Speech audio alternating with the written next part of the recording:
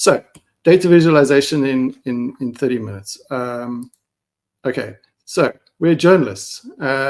We're used to writing thousands of words, but most people, we find, don't really want to read the thousands of words these days. It's a growing trend, and we see it in the media industry in general. The people are kind of moving towards a visual kind of video graphic kind of interfaces and enjoying it much more. So despite the fact that we come from a writing background, we've always been gravitating towards a kind of a design and a visual element. And a number of years ago, data started becoming a lot more easily accessible as the internet had started to expand and there was a lot more access to pieces of information. And the tools honestly got a lot better over the last few years. When we first started, a lot of the tools for making charts and that were kind of arcane, and you needed to be a specialist in the area to be able to do it. But over the last few years, we've seen how they've rapidly come on to the point where almost anyone can make a chart nowadays, good and bad. So we're starting to look for new ways to do stories, because we both, Laura and myself, started Media Collective, and we'd moved out of the mainstream media. Well, we've been retrenched out of the mainstream media, and it decided to start something new. So we were looking new ways of doing charts. Initially, the tools for making charts were very technical, and this is a lot of words for something about visuals, but they were very technical, and often they ended up in very complicated sort of interactive visualizations, which is ironically. So I was hoping to kind of show a short video of this, but you can look at this yourself.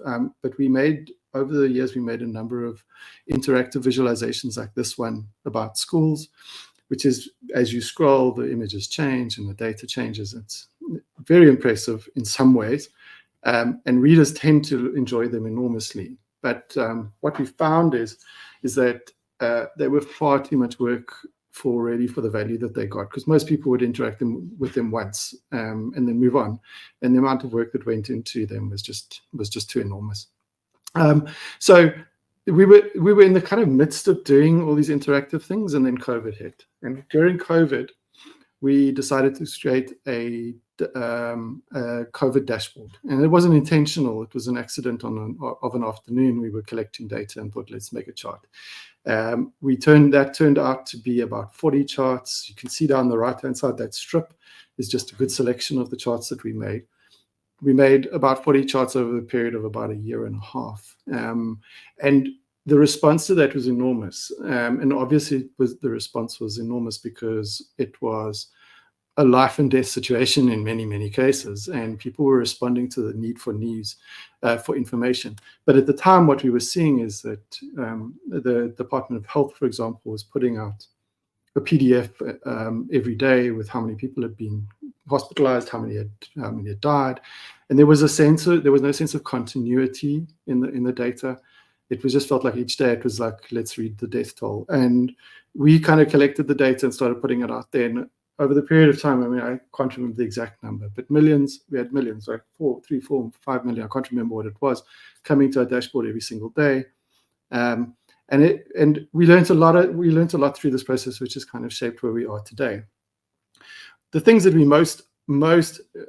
realized very early on is that most people were doing COVID dashboards that were very interactive. They were maps, and they looked impressive, but they actually were quite difficult to kind of derive a certain amount of actual get information out of them. They were very detailed, and there was a lot of data floating around. So you could literally map COVID cases in most developed parts of the world, certainly, but most parts of the world quite easily. But they became quite intense. So we opted for making static charts, which was the first big realization for us.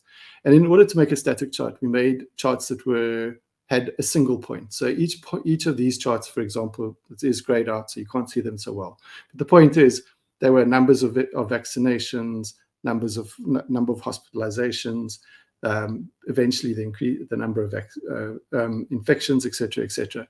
And each chart that we made out of the 40 odd charts that we made only focused on one single point. And I think that was a very powerful realization for us, because those charts started getting shared around. People started to react to them because they were very, very much they were encased in a single element that was easy to share, and to kind of see what was going on in the trends. The other things that we did, all the charts were static, as I say. The axis labels were minimal. We realized like there's so much information you can put in a chart, and we'll go through this in a moment, but we reduced as much as we could onto each chart because we had so many charts. If we had put everything on the charts, it would be far too dense and far too difficult to understand. And we added annotations only and when they were necessary. And I mean, I think that that's a very important thing, which we'll touch on in a moment. We added annotations wherever they gave things. So just to go back, you can't really see this. This is a static image that's been around for a while. But a lot of those, the different lockdown phases, the level 1, 2, and 3 are marked at the bottom on that bottom chart to just give additional context to what we were doing at the time. So there was a kind of a realization of, hold on, static charts that have a single purpose sort of matter to people and can actually be a very powerful communications tool. And at that point, we made the realization that actually the charts in themselves are a communication tool as much as words are. And just for context, during COVID, I think we wrote 2 articles in all that time. The rest of the time was only charts. So we never actually wrote anything about it. So then we started making charts, and we made charts like this. We used Data Wrapper, which is a very popular tool, which was kind of relatively early at that point. We used custom programming at that point because it was quite hard to make these things. So we started making charts like these, which we then started to publish on the Outlier. Problem was with these ones is, and this is something that we bumped into very early on, was that everything is they were all different sizes, they were different shapes, they were different colors, which made it very difficult, one, from getting a brand perspective across, but two, as you can see, some charts worked exceptionally well on very big wide screens, and the same chart didn't perform particularly well on a small screen. And what we realized is that actually this was creating an overhead for us, which was very difficult. Because we were making so many decisions about how big must this be. Now, if it's on a mobile phone, how big must it be? If it's on a desktop, how much big must it be? It makes it very complicated. And one of the biggest tricks for data visualization is standardization. So we started doing that. And that's how we got to kind of where we are today, which is we decided to standardize around a single size. And in our cases, it's a 1080 pixel wide by 1080 pixel high block. And the reason for that to some degree was Instagram. Instagram, most people are familiar with it. It's square images, and they work effectively really, really well on partially on a desktop, but certainly on a mobile phone, and they work really well. So we started to standardize around that kind of size. The decision points that went into this was, one, it just seemed like a natural format, and it meant that we could cycle our charts onto things like Instagram. But also, if you bear in mind, cell phones are like roughly 360 upwards kind of pixels, depending on the type of device. Mobile phones are particularly difficult, and we wanted people to read our charts, not just have them in the background as rough illustrations. We actually wanted people to understand them. And desktops are 1200 pixels, and we found, and now one of our primary things that we do is newsletters, 600 pixels is about the right size. So we design everything around this kind of 1080 by 1080 square size, which means that we no longer discuss about how wide a chart must be. We know exactly what it must be. And that's how we ended up with a fairly standardized format. And as a result, we ended up with this. So this is the 500 charts that we've got, that we've made over the last just over 2 years now at this point. I think we're on about 515. So we standardized on this shape, and they've changed over time, but that's where we got to. So what do we know about making effective charts? So there's a couple of things, well, there's 10 things that I think that are vitally important. And for anyone who's been on any of our data storytelling course, some of this will be very familiar to you, but I'm going to run through it kind of very quickly. But these are the 10 things that I would consider as probably the most important. So one is know your audience. And I love this because this is a chart that you often see on things like on things like Twitter and stuff, where there's the load factor for Eskom being shared around, and everyone's talking about it, and it seems very important. And then you get a reader who goes, hold on, what does this actually mean? Are we better or worse off? And that's a problem. So I think the first thing that we know is that you have to know your audience. If your audience is familiar with this kind of data, this kind of information, this kind of chart, absolutely, this probably means something to them. If your audience is not familiar with this, they're going to struggle with this. So rather not do this. Look for something else. I suspect some of my things are not going to come out very well, but so the second thing is decide on the point for your chart. I think one of the biggest things that we see people failing with when they make the chart for the first time is that they feel that they have to put everything in that they have onto a chart. This is not going to illustrate it perfectly well, but the point here is, if we look at South Africa's energy mix, and there's a chart later on that will show it in a bit more detail. If we show in South Africa's energy mix, coal will dominate, and every other line on the chart that you would see here would effectively be almost at the base of the chart, because coal is such a dominant energy source in South Africa.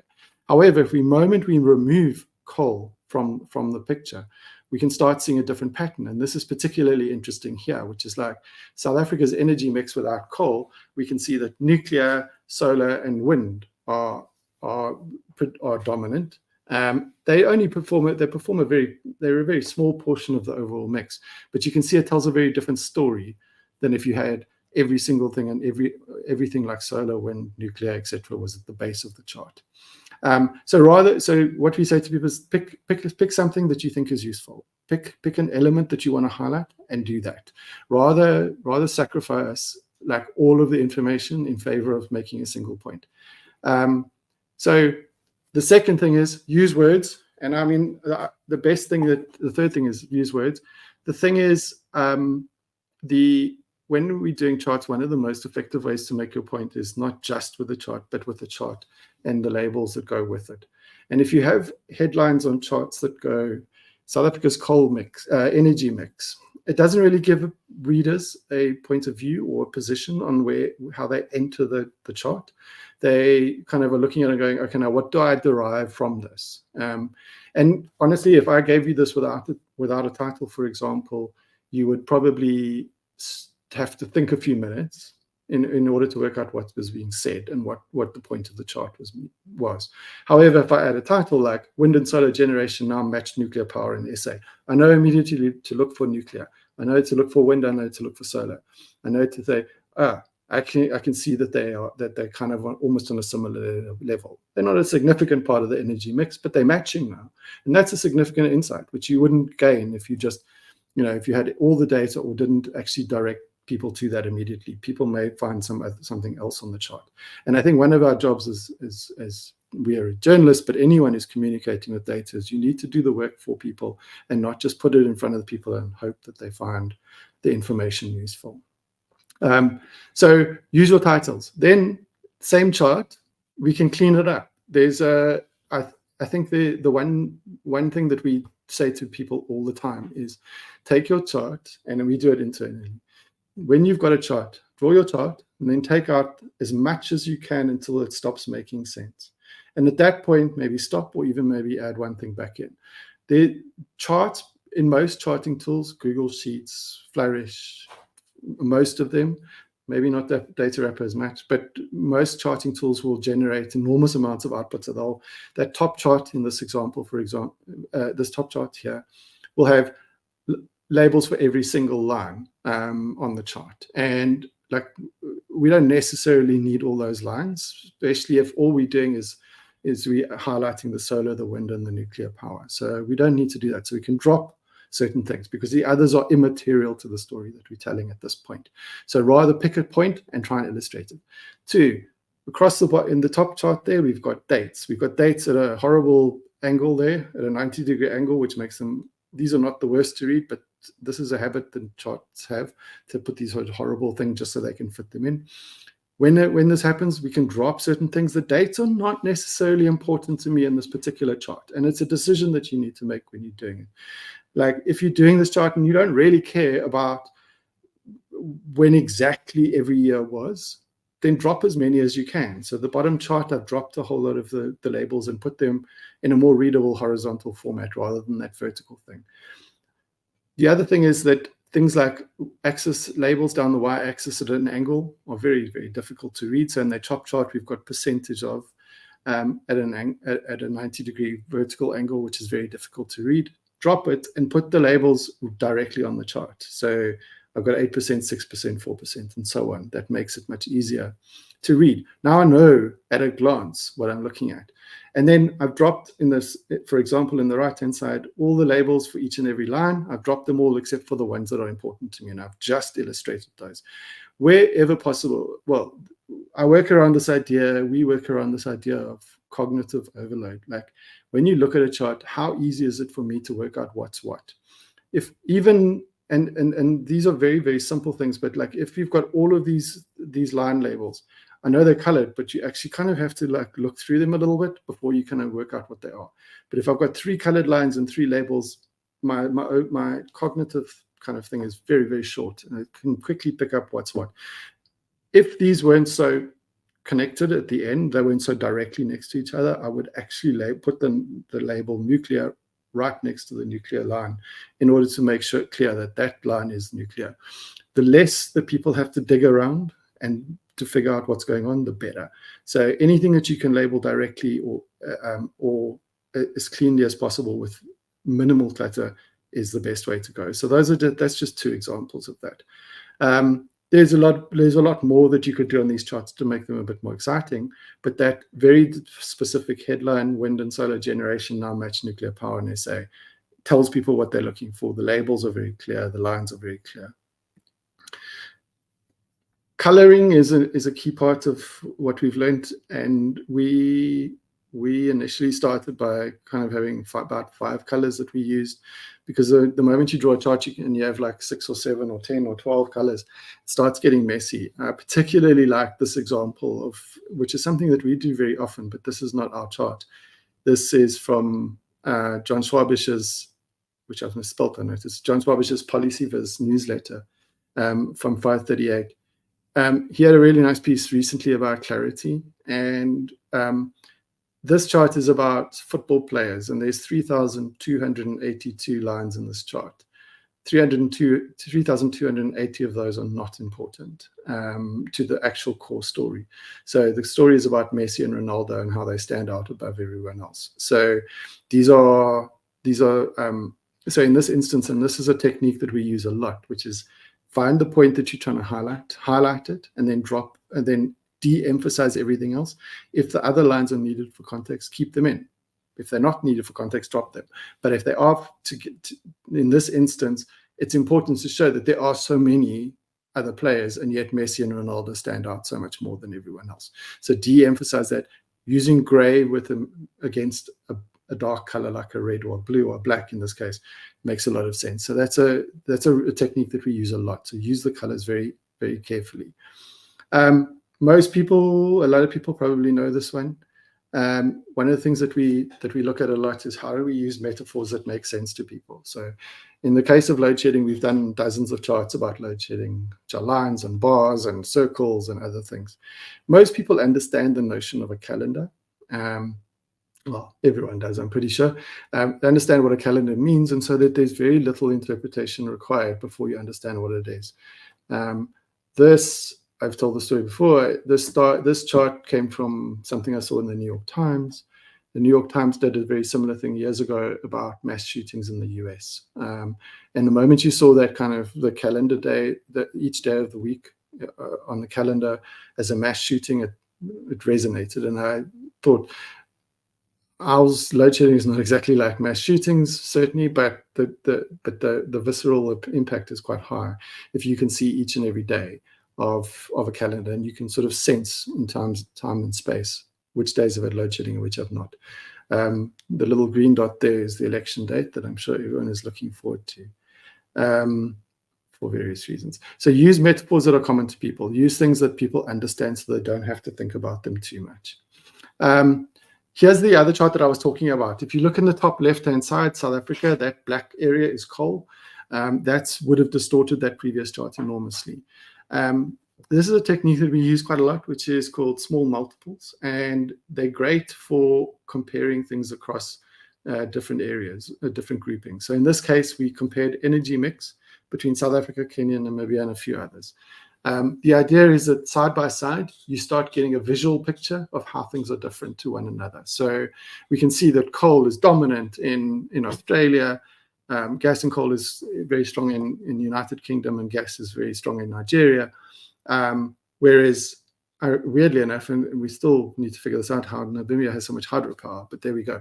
But side by side, when you put these elements side by side, you can actually see them. You can see them very well.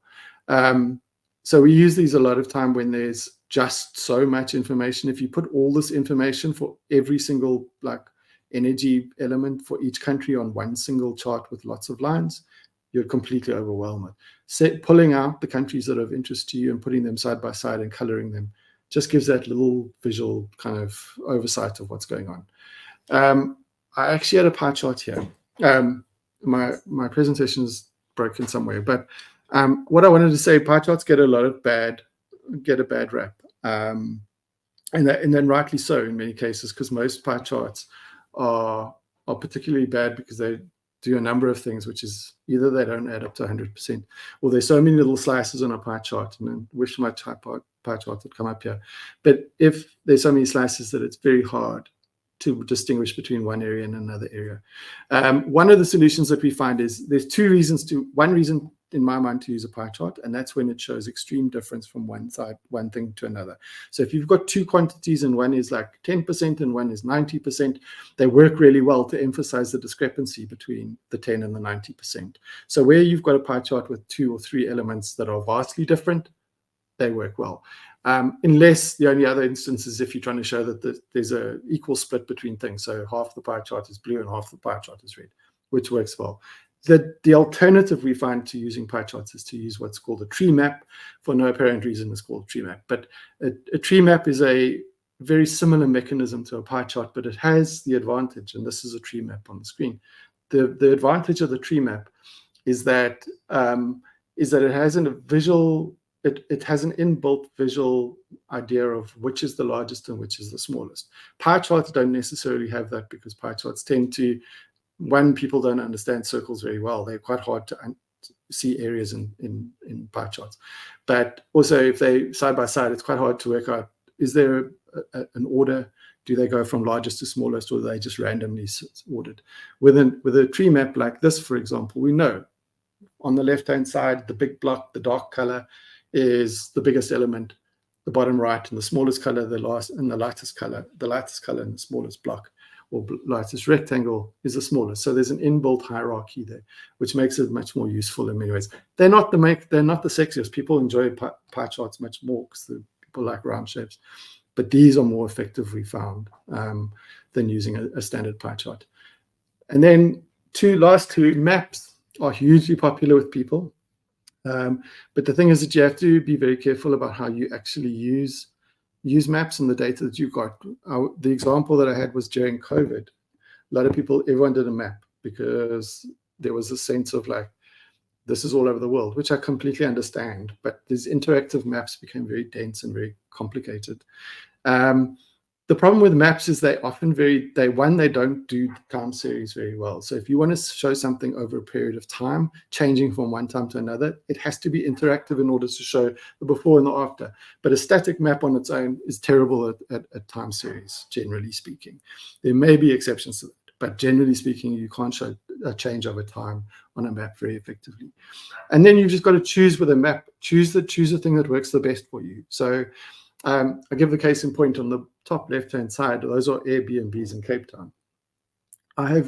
When we made that map, I have the GPS coordinate for every single Airbnb in Cape Town, which feels exciting and useful, but is actually incredibly dense and doesn't offer a huge amount of value. So all we did is map them to a static image, just to show that rather the distribution of the Airbnbs rather than the actual point locations. I don't really, it's not a huge value to me to know the name of each B&B and who runs it, for example, but the distribution around that side of that area of Cape Town was very interesting to me. This data is relatively easily available. It's very interesting because it shows you that there are Airbnb operators in Cape Town with hundreds of Airbnbs. The other things, so then the other way to treat these are to just show volume. Like the sustainable one is to show circles of a certain radius, a certain size mapped to the quantity that you want to show in each area. This is energy power generation listed with NERSA. And it's just interesting to show where the distribution of these new NERSA registered energy operations are, probably unsurprisingly in the Northern Cape and the Eastern Cape for wind particularly, but it does show Northwest in that, which is interesting.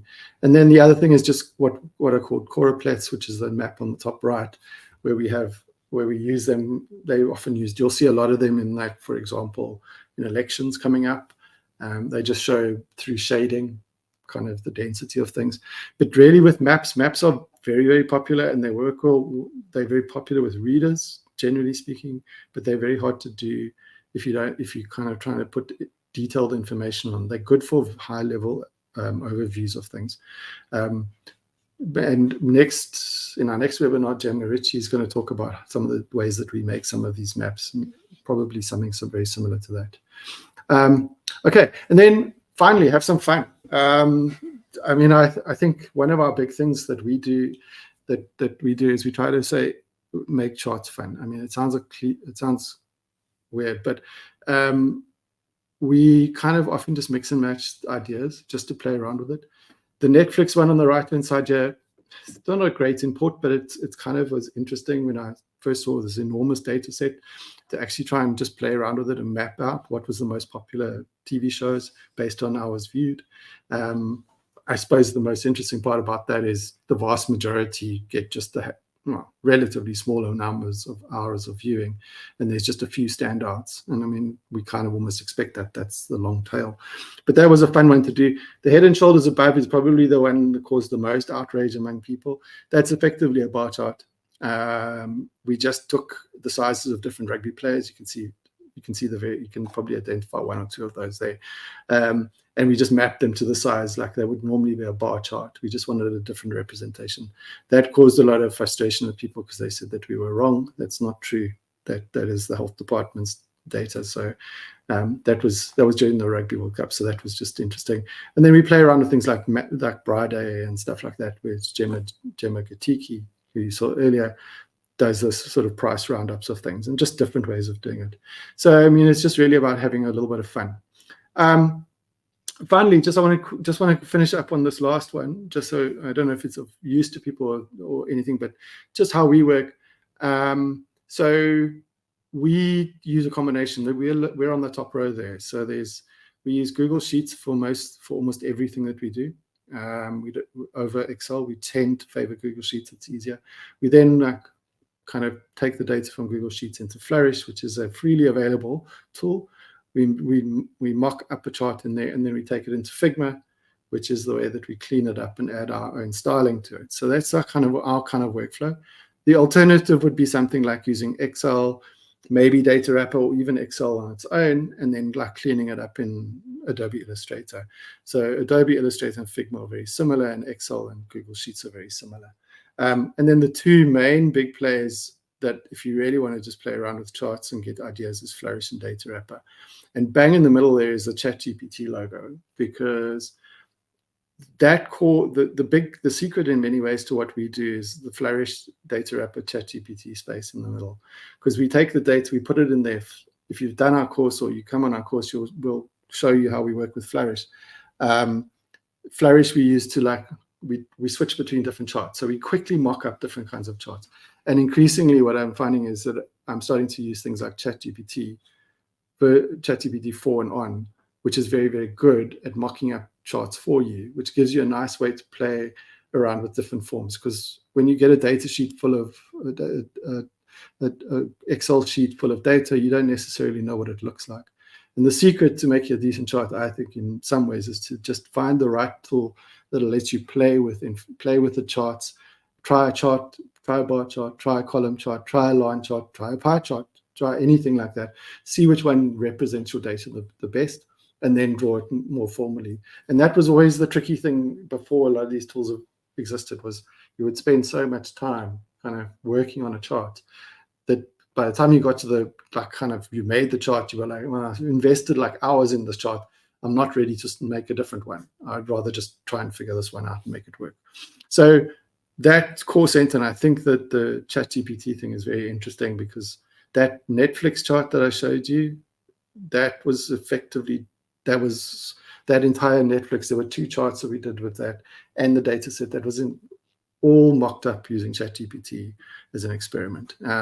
We don't trust ChatGPT to do the final work for us, but certainly, like, if you can get it to kind of give you ideas of what you can draw, then go for it. And there we go. We're done. I think we're on 30 minutes.